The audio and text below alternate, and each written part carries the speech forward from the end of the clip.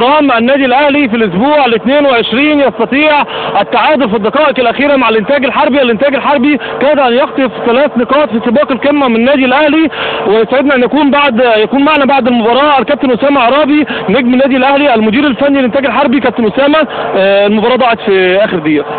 ده طبيعي، انا بلاعب فرقه 7 دوري من 7 دوري الاخرانيين يعني، و30 40 بطوله افريقيا وخبرات دوليه وجمهور يعني كل الامكانيات في صالح النادي الاهلي طبعا.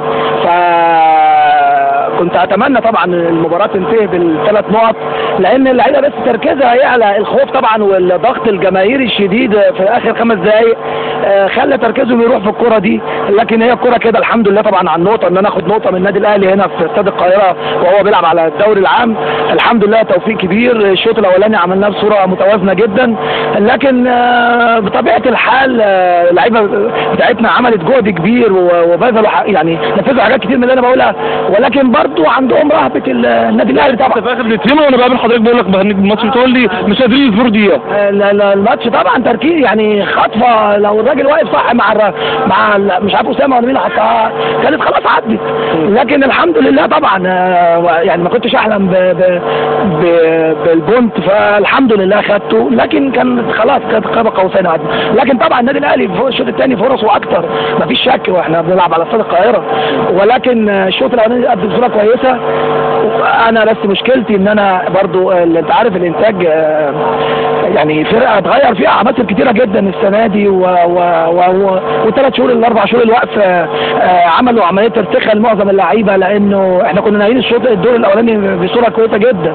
كسبنا بتروجيت 3-2 وتعادلنا مع اسماعيلي وتعادلنا مع الزمالك، ولكن التوقف الطويل عمل عمليه يعني الدوري هيتلعب ده مش هيتلعب، الدوري ملغي، الدوري فيه هبوط، الدوري ما فيهوش هبوط. كم ماتش كده عدوا مننا، ولكن بدايه من ماتش المقصه عملناه كويس قوي وتعادلنا، مباراه طلائع الجيش عملناه كويس قوي، وماتش المصري كان افضل ماتش لينا وكنا اقرب بكتير للمكسب الماتش اللي فات. فالحمد لله ربنا عوضنا قدام نادي كبير ببونت غالي في الصراع اللي احنا بنصارع فيه ده في الهبوط يعني الترتيب عايز اخش منطقه الامان، لان مش عارفين نخطف ولا مكسب يعني، عشان بقى لنا كام ماتش يعني الاخرانيين يعني. اسامه، الشوط الاولاني حضرتك كنت الماتش كان ماشي النادي الاهلي هجوم، بعد كده قدرت تمسك كوره من نص الملعب، واعتقد يعني ده اللي يخليك قدرت يبقى ليك افضليه في المباراه، وقدرت تبقى ند قوي النادي الاهلي من اول المباراه.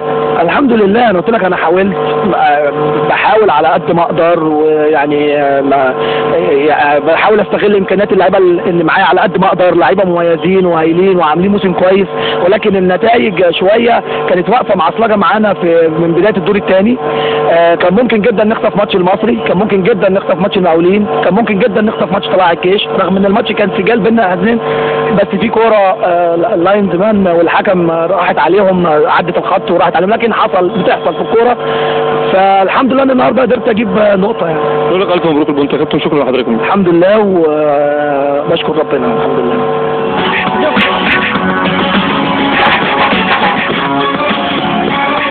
يعني انا اتوقف عند كلمه ما كنتش احلم بالبونت، ده اللي قاله اسامه عرابي تحديدا.